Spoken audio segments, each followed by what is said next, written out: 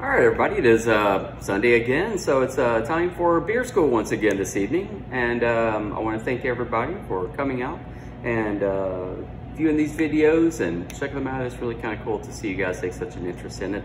Before we get started, today is Mother's Day, so I want to wish all the mothers out there a very special day. Obviously, none of us would be here without you, and we should take a day to thank you, to love you, and to buy you a beer. I think it's a great idea. And hopefully today won't be too bitter for Mom, but hopefully be bitter for you, because we're going to be tasting bitter beers. IPAs is on the docket today. And before we get started with the flavor profiles of IPA, we'll jump a little bit into the history of where these beers came from and where they go. Traditionally, the IPA was an English invention. And in the 18th century, whenever Great Britain was colonizing India, or actually colonizing portions of the trade route toward India, they kind of learned very quickly that there's very little threat along that trade route, and they grew wary of the beer. So they wanted England to produce beer and send it along that trade route. Well, the beer as they knew it, the pale ales and the pub ales, blonde ales, goldens, as they traveled, they would lose their freshness and eventually go stale and be very unpleasant for the drinkers. So at the colony's request, they would ask Great Britain to somehow adjust the recipe. So the adjustment came with higher alcohol ranges and also higher hop ranges. Brewers knew that alcohol and hops had natural preserving agents within them that kept the beer more stable so that it would not stale as quickly. So before you know it, and even though those colonies didn't really have a huge flavor for the highly hopped beer, they quickly developed a taste for it, and it was the only thing is available and available fresh. That became very, very important, because once the colony was set and once the soldiers started going from those colonies back to Great Britain, they kind of had a taste for that bitter beer in their mind. When they asked the pubs back home, can they have an India ale, or an ale that was meant for the journey toward India, they didn't know what they were. So the pubs started reacting to what the government was sending those colonies, and so they started making a highly hopped beer. Now, we talk about those highly hopped beers in Great Britain. We're not talking about the beers like we taste today. These are not that hoppy. They were not that strong. They had an elevated hop characteristic, but it wasn't through the roof. There was still some balance when it comes from the malts. There was still some fruit nuances, and maybe even some buttery characteristics. There's a lot of other complexities that come with British beer that we don't see in modern IPAs. We'll talk about that shift here in just a minute. So at some point, the British pubs, they started demanding brewers to actually make a beer for them that had this highly hop characteristic for the soldiers. Over time, that kind of flavor become a little bit worn off, and the demand for those IPAs were not that strong. By the way, those beers that were sent to India were never called IPAs in the 1800s, 1700s. They were called some other kind of beer. It wasn't until later that we dubbed that term IPA onto these beers once American home brewers started traveling toward Europe in the 50s and 60s and started doing some historical research on what beers were made historically. And at that time, the IPA was a very non-demanded beer. There's not a whole lot of demand for it. It may have even gone through periods of extinction where there was no brewery actually making a beer that resembled an IPA. Well, some of these early home brewers would travel toward Europe once airline travel, become accessible to the middle class. When they would get there, they'd fall in love with the food culture and the drinks culture, so their research shifted them toward an IPA, this heavily hopped beer. So those home brewers bring some of that information back to the United States and start making their home brew taste like IPA. Homebrewing was legalized in 1978, which in my mind puts Jimmy Carter as the greatest president in United States history. That's not up for debate. But that was one thing that did happen at that point, and shortly after that, that's whenever microbreweries become very, very popular. Microbreweries on the East Coast, like your Dogfish Head, like your Bell's Two Hearted, some others even preceded those, they would dabble in a lot of different beers historically, and a lot of those historic flavors came from Europe. Europe was considered the country that had the most sophistication whenever it comes to beer flavors. So our early microbreweries would actually mimic beers after what they found in Europe, and an IPA kind of grew from that, from the historical documents, and that's whenever the term IPA was dubbed onto these beers that had elevated hop characteristics.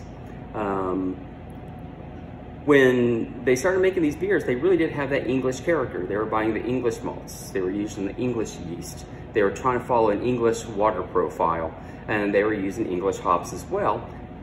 Over time, they started shifting toward more Americanized hops once the Pacific Northwest hops, the Willamette Valleys in Oregon, and then the Yakima Valleys in Washington started growing an Americanized hop characteristic, and that shifted the flavor from those very woodsy, slightly floral English hops to something highly floral, highly aromatic, something that had a little bit more sharpness in the resinous. It's a very acidic natured hop. The resins in these hops are very sharp, so it shifted the flavors a little bit more. And as brewers started making more beers toward that West Coast style versus that East Coast Great Britain influenced style, the West Coast IPA become born, and that became a very strong flavor because the people on the West Coast just fell in love with those West Coast hops. The very piney bitterness that just latches onto the back of the throat, and it refuses to give up. It's got a very long bitter finish, and those folks out there just love that. They loved it so much that breweries like Stone Brewing Company, they decided to retract some of that malt influence because they wanted the hop characteristics to stand out even more. What that meant is the IPA, the American IPA as we knew it in the 90s and 2000s, become the most unbalanced beers, or really any beers in the whole family of beers, where the hop characteristic was pushed as high as it can possibly get, and the malt character was suppressed. It makes the beer very, very dry. And with the American yeast that doesn't have that fruit influence, that doesn't have that butter influence, that doesn't have a lot of those other nuances, the dialogue of the IPA quickly became that of dominating hops and recession of malt. So that largely frames the American IPA, and that's why they're so polarizing, because they're very strong on one flavor and very weak on a lot of other flavors. Stone Brewing Company was largely given credit for the invention of the West Coast IPA. Russian River, some other breweries out there, Rogue actually started making some beers along that line too, where there's a huge celebration of American hops. Early on, people in the lab coats, they would say that these hops are too aggressive. They should not find favor on the American palate. But the brew pubs out in Portland and San Francisco and Seattle, those customers disagreed. And so that growth of the American IPA from the pub culture really grew to the point where the West Coast IPA largely frames or defines what the IPA is to taste like for really 2 or so decades after that.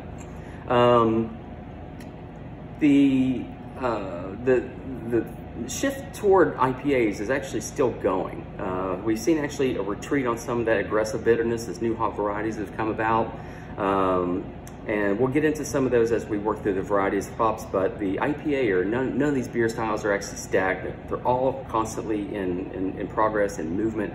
So even though a beer may be defined by a certain characteristic now, it does not mean that it's always going to be defined by that character. We'll get into that just a touch in a minute as well. But first of all, let's talk about bitterness and how we measure bitterness. We throw around terms like IBU. It stands for International Bitterness Unit. And brewers a lot of times, and brew savvy people are very guilty of just throwing terms around, just assuming that everybody fell out of the womb knowing what this stuff is. And whenever it comes to hops, and when it comes to why they're responsible for bitterness, really comes down to knowing what a hop cone is. A hop cone is a little flower that looks like a little pine cone. It never gets hard, it never gets brown. It stays papery and it stays brittle, and it stays relatively small. Small enough and brittle enough where you can actually peel it open. You feel the sticky stuff that looks like pollen on the inside of your hands. It's not pollen, it's resins. And the resins contain some other oils and some other aromatics, but the resins are actually what's responsible for bitterness. Dab that on your tongue and that's an oil, and that oil really likes to latch onto your tongue, and it really screams bitterness. But it should be a clean bitterness. It should be a smooth bitterness. It should have an aggressive bite, but there shouldn't be anything astringent. There shouldn't be anything overly heated or anything peppery about it. It shouldn't be overly vegetal at all. And that's what brewers really want. So how we measure bitterness is we put so much of the hops into the brew kettle. Once the mashing and once the malting and all that kind of stuff is done, we're actually going to boil the beer. We're going to remove all the solid portions of the beer, at least as much as we can. We end up with this barley soup, or a barley tea. And this barley tea is when we start adding the hops. Usually that brew kettle is going to stay at boiling temperatures for somewhere around an hour.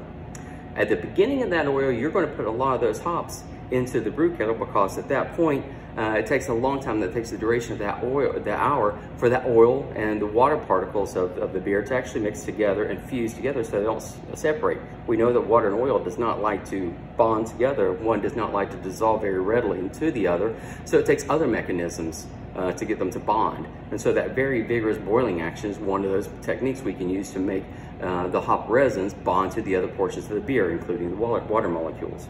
When that happens, you get a very uniform flavor in beer, where the top of the beer isn't overly sweet and the bottom isn't overly bitter, or vice versa. So you get a very uniform taste.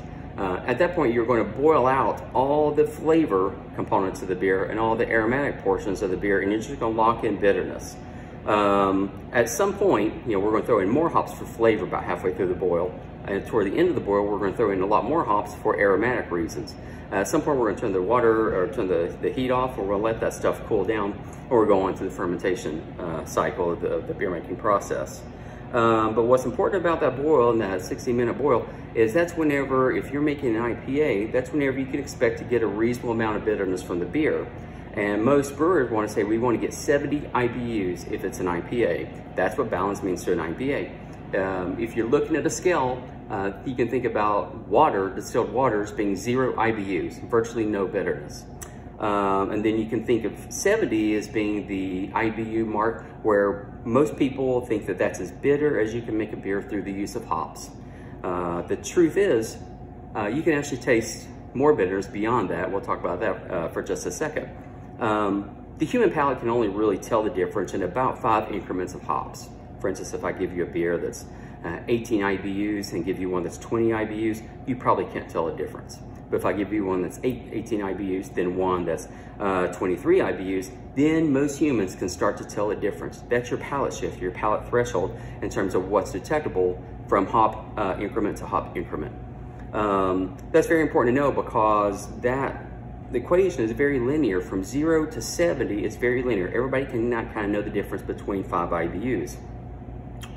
Once you get to 70 IBUs, then that line goes a little squirrely. If you want to get to the next appreciable level of bitterness through hops, you actually have to add maybe enough hops to make it 15 more IBUs so you get to the next level. Beyond that, it might be 30. Beyond that, it might be 90. And at some point, we kind of realize the hops are one of the most expensive ingredients to put into a beer. Do brewers actually want to put in so much more hops to make it so much more bitterness than 70 and spend that money and then throw that money onto the consumer? Will the consumer be willing to pay that?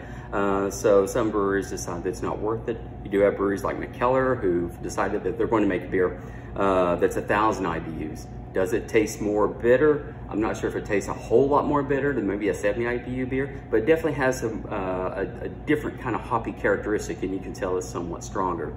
Now, we look at the old school IPAs, those that were in the 90s and 2000s. Stone IPA was largely given credit for this. This is a guilty pleasure beer of mine. A lot of times, if I'm having a beer or two, whenever I get off of work, that's usually gonna be something that I've never had before. But eventually I wanna turn off my brain and just enjoy a beer I like, and this is usually my go-to beer. Stone is a very aggressive brewery, very strong on the herbal, earthy kind of flavors of the hops and less on the fruitiness. So think of grassy, piney, resinous kind of bitterness come along with this. It's got a real peppery kind of bite to it. I compare this a little bit to a gin and tonic, which is very sprucey, very aromatic, very botanical. So I really like this beer a lot. Along that same way is Dogfish Head, that holds on to a little bit more of that East Coast characteristic, where it has a little bit of balance, not quite just one-dimensionally hop-driven, but it's actually a very good beer, and even though it may not be a West Coast kind of bitterness, has some fruity components, has a little bit more complexity, has a little bit more balance. Bell's Two-Hearted Ale is one of the fan favorites here. With all the new stuff that keeps rolling into the beer trap, we still sell a lot of this beer. We're buying several cases of this every week. It's very popular, just right out of the cooler and go. The Brewers Association, that's a leg of they have a leg called the American Homebrewers Association. They put out a poll every year, polling their members, homebrew members, about what is their favorite beer. And for 2 or 3 years running, it's been this beer. So the homebrewers out there, the people actually making this stuff at home for their own palates, they believe this is the best beer in America. So hats off to Bell's Brewing Company. That's a very prestigious award to win. That's a kind of a viewer's choice award. Now, when we think about where the IPA is going, we're actually going towards something that's slightly less bitter. something that might pull back from that 70 IBU mark, something that might be 65 or maybe 60, maybe in the 50s IBU wise. They're still a bitter beer. However, we're starting to see IPAs that favor more of its fruit aromatics and fruit flavors rather than just bitterness. And so that's fueled a little bit by the hazy IPAs we've seen become very popular over the last 4 or 5 years. And we have some varieties that really go along that. Deschutes Brewing Company, they're right in the heart of that bitter, dry area, but they've always decided we want to make beer that has balance also. They came out with the Fresh Squeeze several years ago, and this is a beer that uses certain techniques to unlock more of the fruitiness from the hops, more of the aromatics from the hops.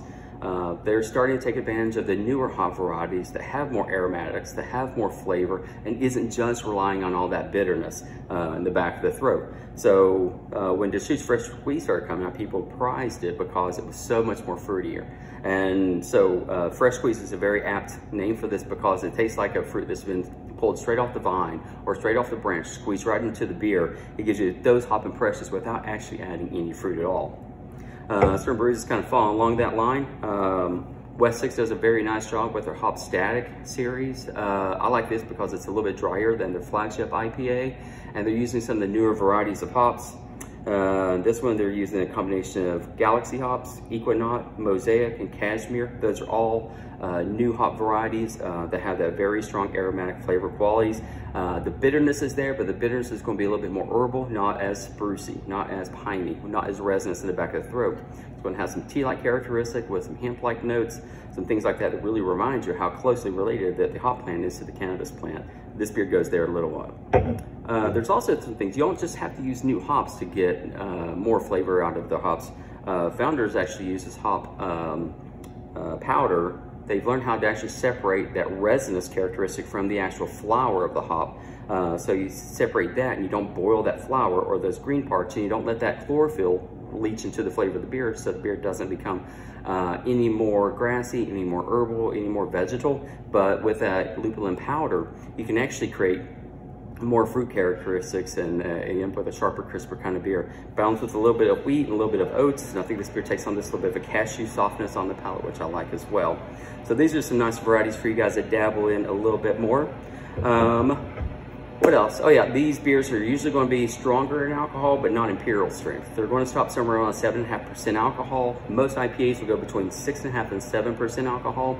That's a key component right there because you're looking at beers that have a high level of refreshment. They're very flavorful, but they don't weigh a lot on the stomach. They don't have a lot of weight on the palate. They actually are meant to enjoy more than one at a time, but they're hovering at that alcohol strength where you know they're dangerous. You know that you probably shouldn't have any more than one or two at a time, but you kind of want to. You can get yourself in danger whenever it comes to these beers because you want to drink them. They're built for refreshment, but they're not refreshing alcohol ranges. These are a little bit more elevated, so you can actually get a buzz on pretty quickly on these.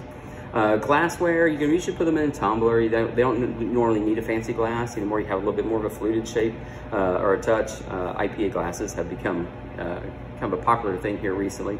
And so there's actually glasses that are, I think, multi-purpose glasses that aren't just tumblers. And so feel free to mess around with glasses. Just make sure it has a volume, make sure it has enough room to open up the aromatics, and I think you're in good shape there. Food-wise, any kind of cheddar cheese, the stronger the bitter quality is, the more sharp that the cheese can become in the cheddar world. So sharp cheddar, mild cheddar, English cheddars, all those kind of cheddars go real well with these beers. When you're looking at entrees, anything curry or anything Thai, I think Asian food with IPAs do real well. The herbal aromatics from the hops go real well with some of the other kind of greener parts of the dish, and there's more floral compounds of the dish. You get a lot of resin qualities that kind of mirror off of each other real well that way.